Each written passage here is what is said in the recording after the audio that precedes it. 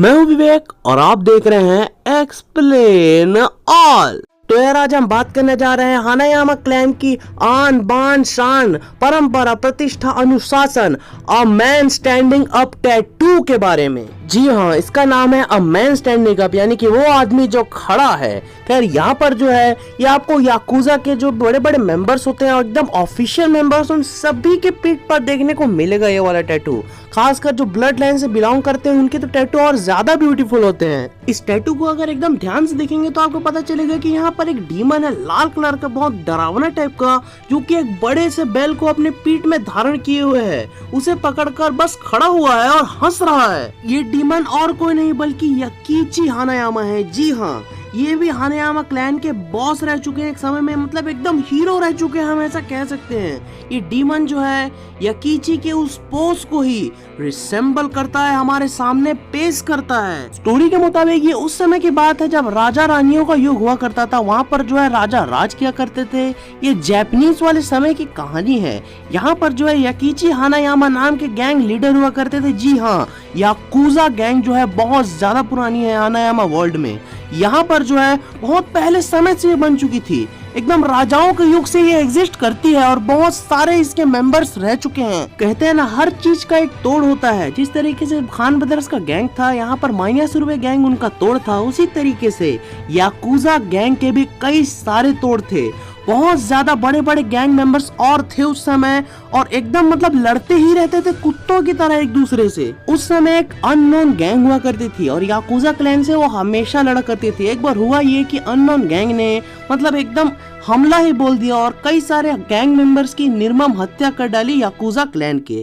खैर यहाँ पर जो है सभी को मार दिया गया, याकुजा से बिलोंग करने वालों को, उनके पूरे ब्लड लाइन को खत्म कर दिया गया यार।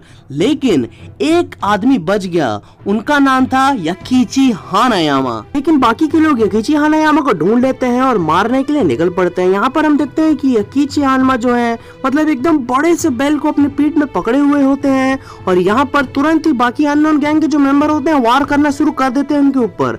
लगातार भाई अपने मतलब इस तरीके से काटा होता है ना उस इंसान को, मतलब क्या ही बताएं। लेकिन यहाँ पर चौंकने वाली बात यह है कि उसके टुकड़े ही नहीं होते। जी हाँ, बहुत बड़े बड़े स्कार्स जरूर लगे होते हैं, एकदम ब्लड लॉस जरूर हो रहा होता है, वो मर भी गए होते हैं, लेकिन वो टुकड़ों में बिखरते नहीं हैं और गिरते नहीं हैं, बस उस बैल को पकड़े हुए यूं ही खड़े रहते हैं। खैर इसके बाद अननोन गैंग के मेंबर वहां से चले जाते हैं। तभी हम देखते हैं वो बैल धड़ाम से नीचे गिरता है और उससे निकलता है एक बच्चा।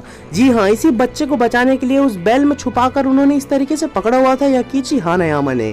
खैर यहाँ पर जो है हानायामा ब्लड लाइन का एक मेंबर कम से कम बच जाता है और आगे चल के यही इस गैंग को आगे बढ़ाता है। और उस बच्चे ने ही जो कि लीडर होगा हानायामा गैंग का, उसी ने ही बनाया था ये टैटू बनाने का रिवाज। पहले खुद पर इसने बनाया होगा, फिर अपने बच्चों पर, फिर ऐसे ही ये चीज मतलब फैलती चली गई और वैसे ही हमारे हानायामा को भी मिली। लेकिन हमारा हानायामा तो और ज्यादा बड़ा याकुजा है भाई। यहाँ पर जब उसने टैटू मतलब एकदम बनवा लिया तो उसने कह दिया कि ये इनकम्प्लीट है। खैर ये सुनकर टैटू आर्टिस्ट के एकदम जलेगी यार, इसमें आपने 2 घंटे लगा दिए और लास्ट में व्यक्ति बोले कि अच्छा ही नहीं है।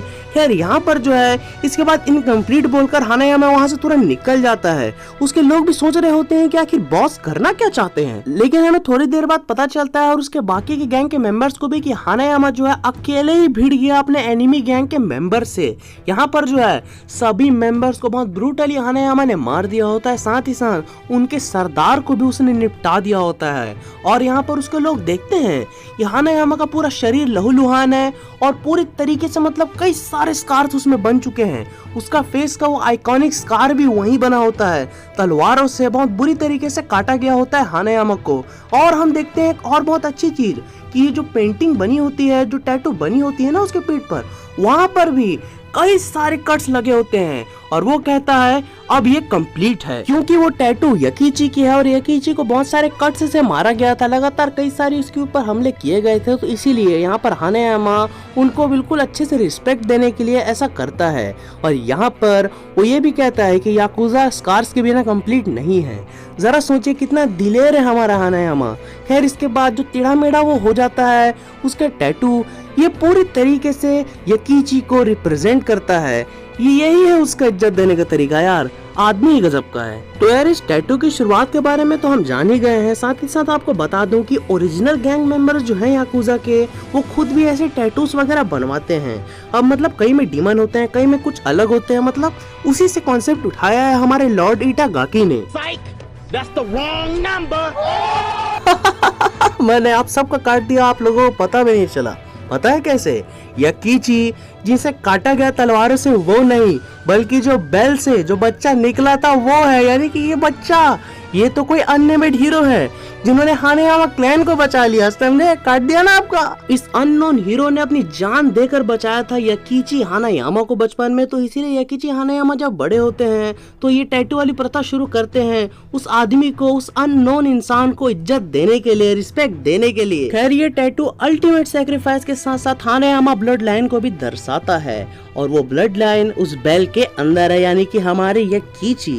खैर मैंने मजाक में ये वीडियो थोड़ी लंबी बना दी थी, लेकिन जहाँ जहाँ मैंने उस कटे हुए आदमी को याकीची कहा वो ही गलत है, बाकी सब सही है। चिंता की कोई बात नहीं है। अगर आपको बुरा लगा हो इस तरीके से कटने के बाद तो आई एम सॉरी यार। खैर आपको सच बताऊं तो ये वीडियो बनाने का मेरा कोई भी इरादा नहीं था, लेकिन आशीष कुमार भाई के कारण मुझे ये वीडियो बनाना पड़ा, क्योंकि एक्सप्लेन ऑल की वजह आप हो।